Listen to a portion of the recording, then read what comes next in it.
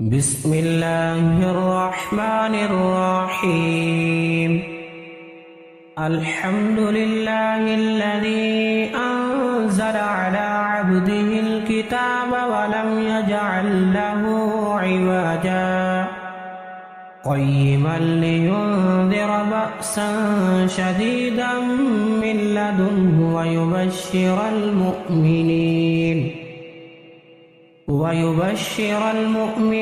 الذين يعملون الصالحات أن لهم أجرا حسنا ماكثين فيه أبدا وينذر الذين قالوا اتخذ الله ولدا ما لهم به من علم ولا لآبائهم كبرت كلمة تخرج من أفواههم إن يقولون إلا كذبا فلعلك باخع نفسك على آثارهم إن لم يؤمنوا بهذا الحديث أسفا إنا جعلنا ما على الأرض زينة لها لنبلوهم أيهم أحسن عملا وإنا لجاعلون ما عليها صعيدا جرزا أم حسبت أن أصحاب الكهف والرقيم كانوا من آياتنا عجبا إذ أوى الفتية إلى الكهف فقالوا ربنا آتنا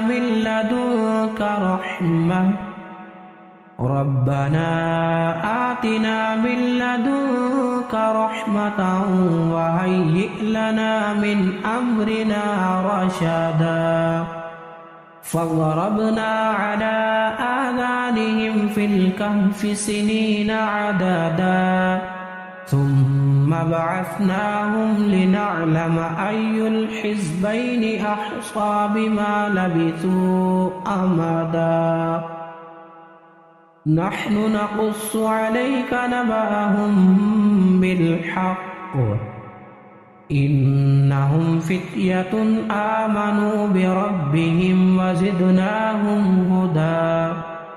وربطنا على قلوبهم إذ قاموا فقالوا ربنا رب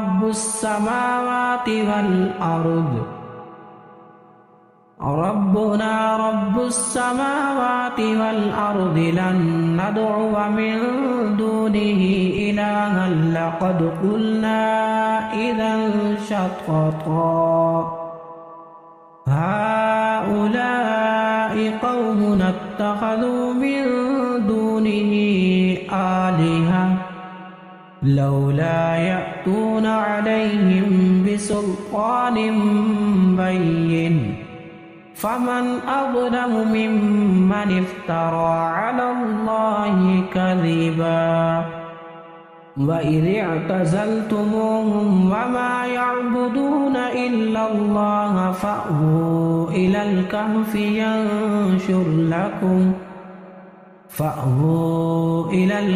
ينشر لكم ربكم من رحمته ويهيئ لكم من أمركم مرفقا وترى الشمس إذا طلعت تزاور عن كهفهم ذات اليمين وإذا غربت تقرضهم ذات الشمال وهم في فجوة منه ذلك من آيات الله من يهد الله فهو المهتد ومن يضلل فلن تجد له وليا مرشدا وتحسبهم أيقاظا وهم رقود ونقلبهم ذات اليمين وذات الشمال وكلبهم باسط ذراعيه بالوصيد لو اطلعت عليهم لوليت منهم فرارا ولملئت منهم رعبا وكذلك بعثناهم ليتساءلوا بينهم قال قائل منهم كم لبثتم قالوا لبثنا يوما أو بعض يوم قالوا ربكم أعلم بما لبثتم فابعثوا أحدكم بورقكم هذه إلى المدينة فلينظر أيها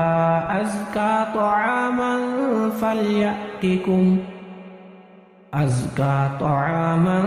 فليأتكم برزق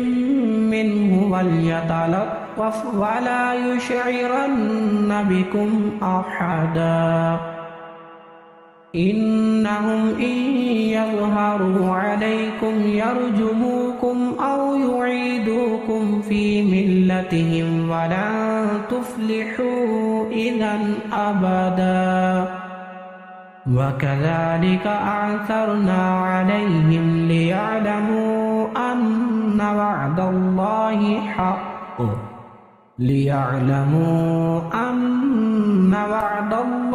حق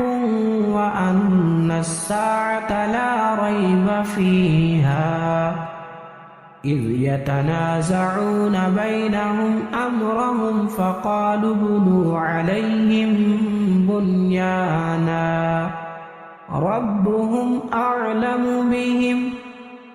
قال الذين غلبوا على أمرهم لنتخذن عليهم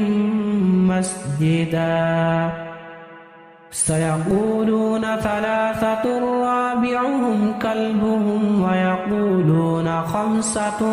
سادسهم كلبهم رجما بالغيب ويقولون سبعة وثامنهم كلبهم قل ربي أعلم بعدتهم ما يعلمهم إلا قليل فلا تمار فيهم إلا مراء ظاهرا ولا تستفت فيهم منهم أحدا ولا تقولن لشيء إني فاعل ذلك غدا إلا أن يشاء الله واذكر ربك إذا نسيت وقل عسى أن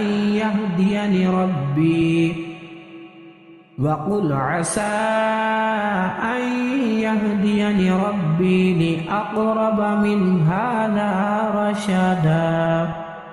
ولبثوا في كهفهم 300 سنين وازدادوا 9 قل الله أعلم بما لبثوا له غيب السماوات والأرض أبصر به وأسمع ما لهم من دونه من ولي ولا يشرك في حكمه أحدا واتل ما أوحي إليك من كتاب ربك لا مبدل لكلماته ولن تجد من دونه ملتحدا واصبر نفسك مع الذين يدعون ربهم بالغداة والعشي يريدون وجهه ولا تعد عيناك عنهم تريد زينة الحياة الدنيا ولا تطع من أغفلنا قلبه عن ذكرنا واتبع هواه وكان أمره فرطا وقل الحق من ربكم فمن شاء فليؤمن ومن شاء فليكفر إنا أعتدنا للظالمين نارا أحاط بهم سرادقها وإن يستغيثوا يغاثوا بماء كالمهل يشفي الوجوه بئس الشراب وساءت مرتفقا إن الذين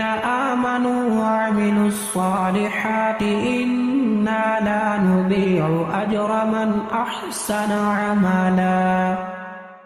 أولئك لهم جنات عدن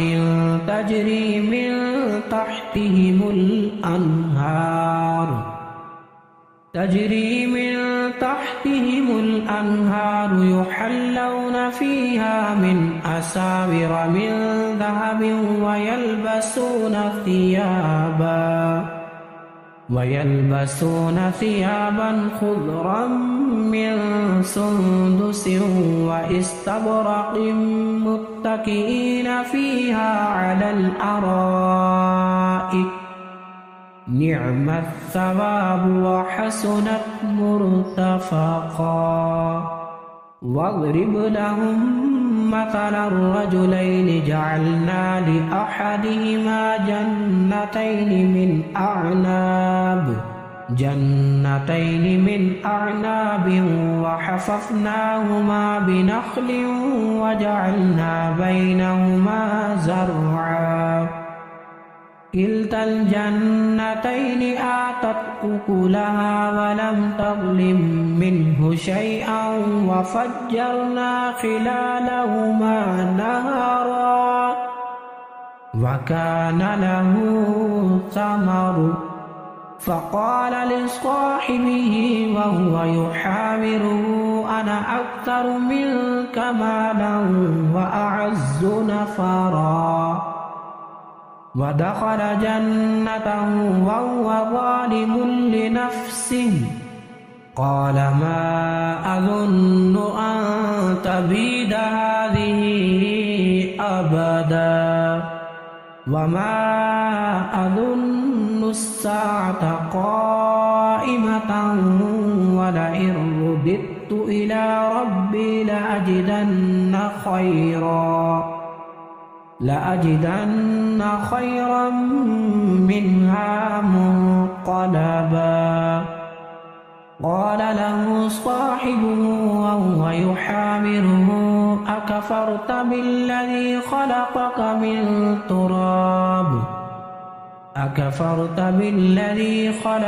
من تراب ثم من نطفة ثم سواك رجلا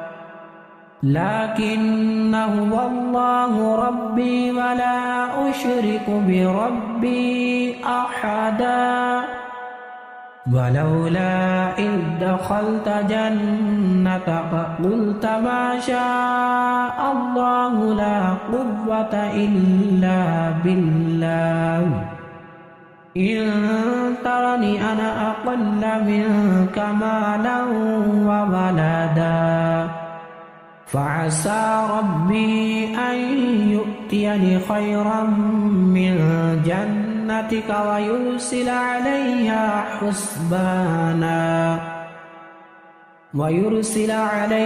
حسبانا من السماء فتصبح صعيدا زلقا أو يصبح ماؤها غورا فلن تستطيع له طلبا وأحيط بثمره فأصبح يقلب كفيه على ما أنفق فيها وهي خاوية على عروشها ويقول يا ليتني لم أشرك بربي أحدا ولم تكن له فئة ينصرونه من دون الله وما كان منتصرا هنالك الولاية لله الحق هو خير ثوابا وخير عقبا واضرب لهم مثل الحياة الدنيا كماء أنزلناه من السماء فاختلط به نبات الأرض فأصبح هشيما تذروه الرياح وكان الله على كل شيء مقتدرا المال والبنون زينة الحياة الدنيا والباقيات الصالحات خير عند ربك ثوابا وخير أملا ويوم نسير الجبال وترى الأرض بارزة وحشرناهم فلم نغادر منهم أحدا وعرضوا على ربك صفا لقد جئتمونا كما خلقناكم أول مرة بل زعمتم أن لن نجعل لكم موعدا ووضع الكتاب فترى المجرمين مشفقين مما فيه ويقولون يا ويلتنا ما لهذا الكتاب لا يغادر صغيرة ولا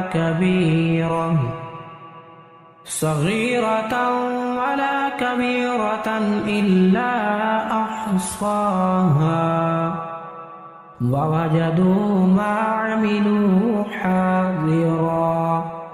ولا يظلم ربك أحدا وإذ قلنا للملائكة اسجدوا لآدم فسجدوا إلا إبليس كان من الجن ففسق عن أمر ربه أفتتخذونه وذريته أولياء من دوني وهم لكم عدو بئس للظالمين بدلا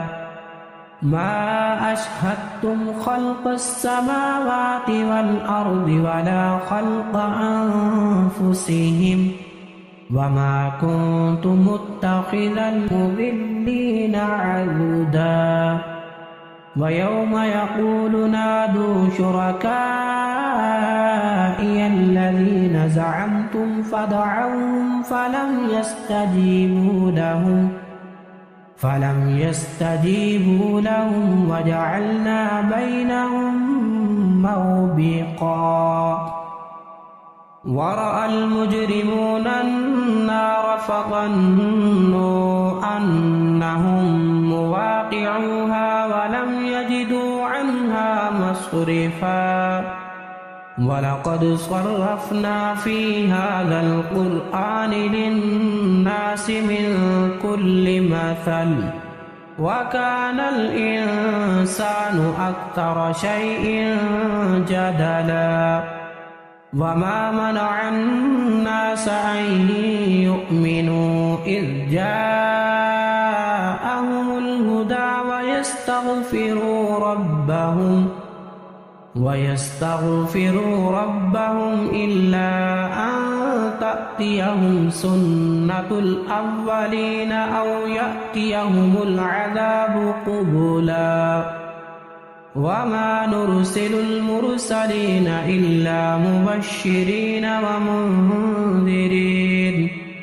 ويجادل الذين كفروا بالباطل ليدحضوا به الحق واتخذوا آياتي وما أنذروا هزوا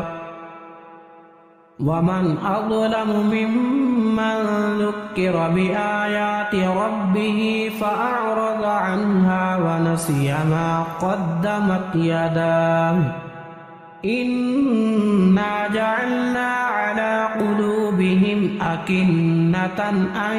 يفقهوا وفي آذانهم وقرا وإن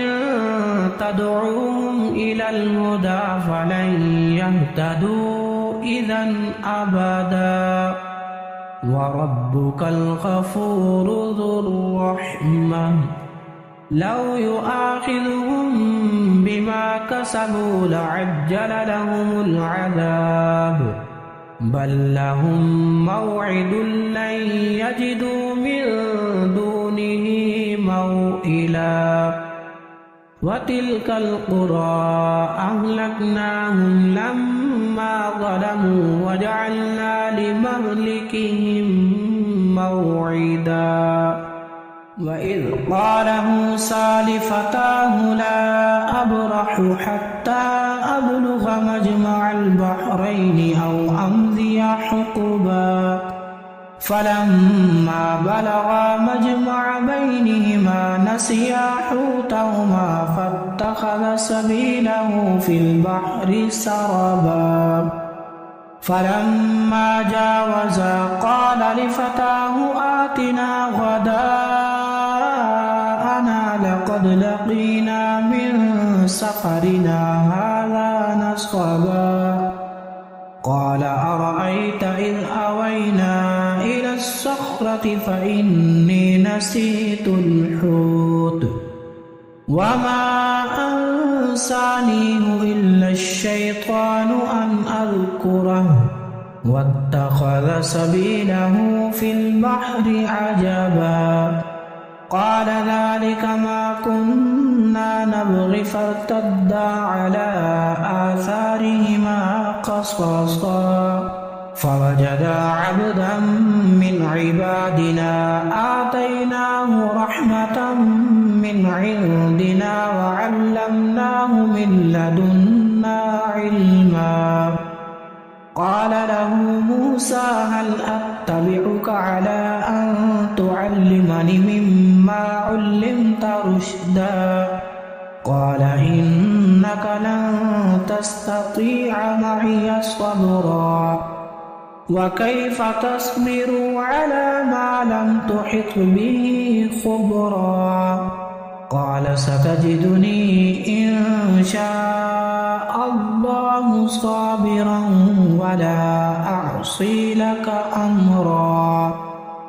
قال فإن اتبعتني فلا تسألني عن شيء حتى أحدث لك منه ذكرا فانطلقا حتى إذا ركبا في السفينة خرقها قال أخرقتها لتغرق أهلها لقد جئت شيئا إمرا قال ألم أقل إنك لن تستطيع معي صبرا قال لا تؤاخذني بما نسيت ولا ترهقني من أمري عسرا فانطلقا حتى إذا لقيا غلاما فقتله قال أقتلت نفسا زكية بغير نفس لقد جئت شيئا نكرا قال ألم أقل لك إنك لن تستطيع معي صبرا قال إن سألتك عن شيء بعدها فلا تصاحبني قد بلغت من لدني عذرا فانطلقا حتى إذا أتيا أهل قرية استطعما أهلها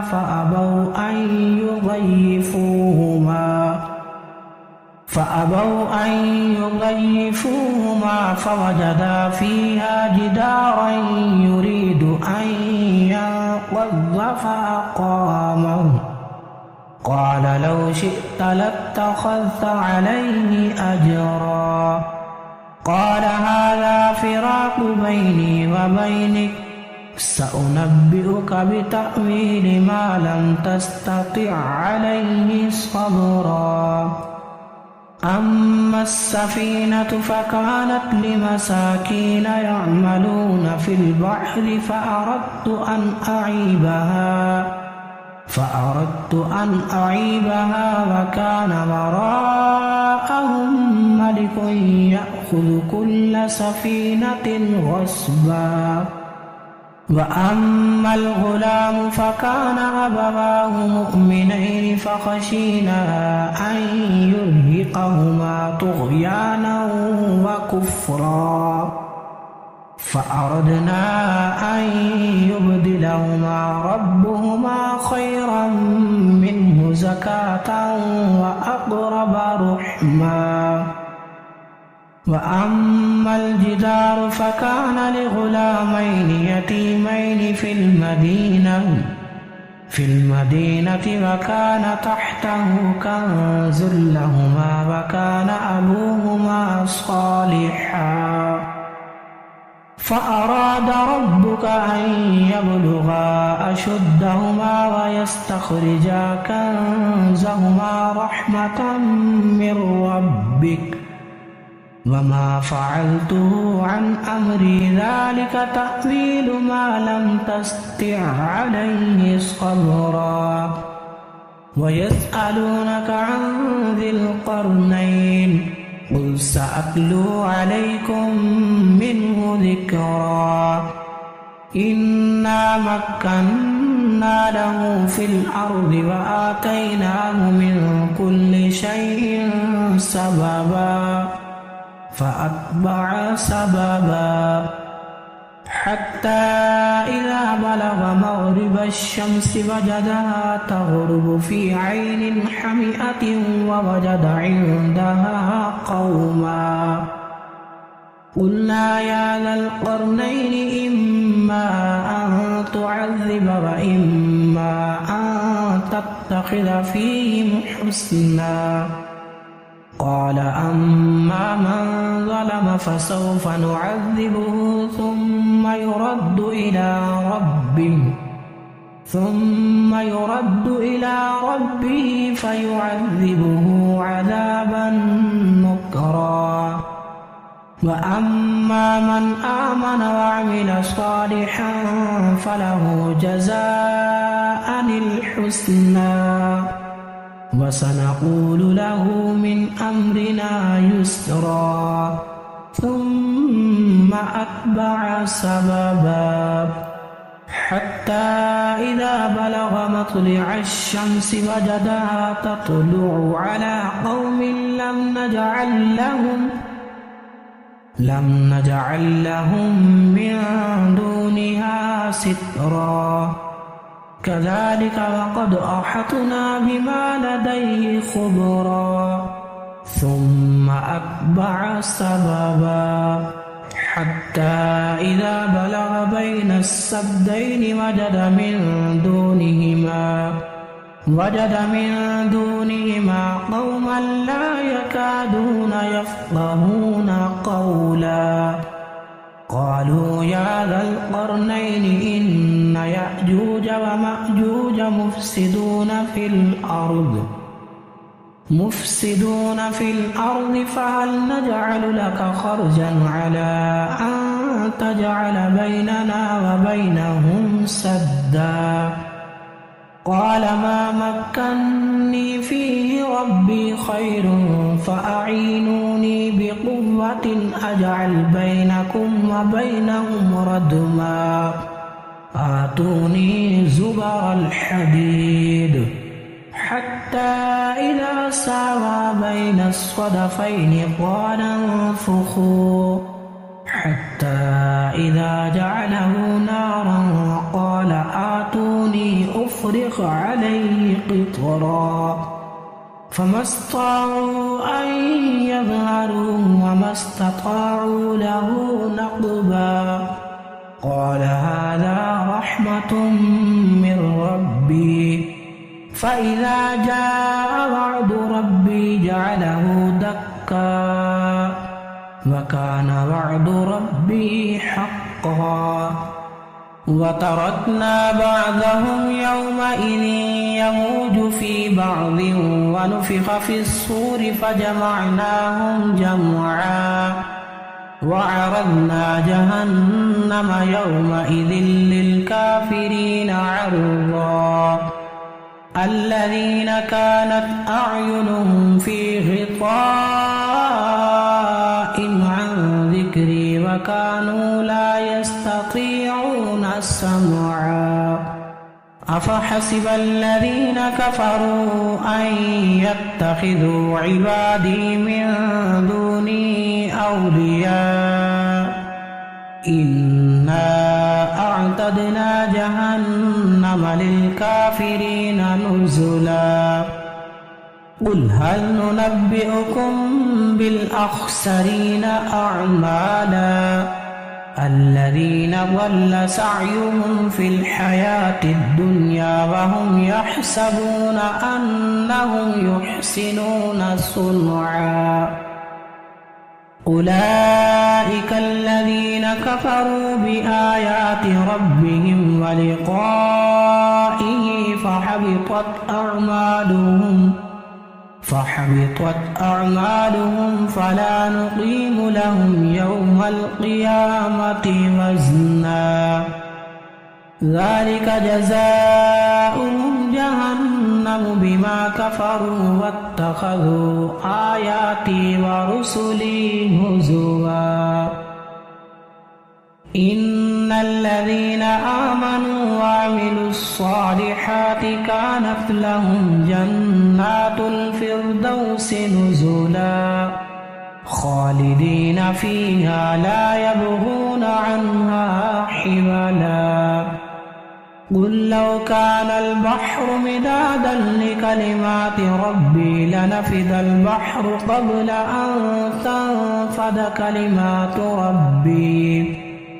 قبل أن تنفد كلمات ربي ولو جئنا بمثله مددا قل إنما أنا بشر مثلكم يوحى إلي أنما إلهكم إله واحد فمن كان يرجو لقاء ربه فليعمل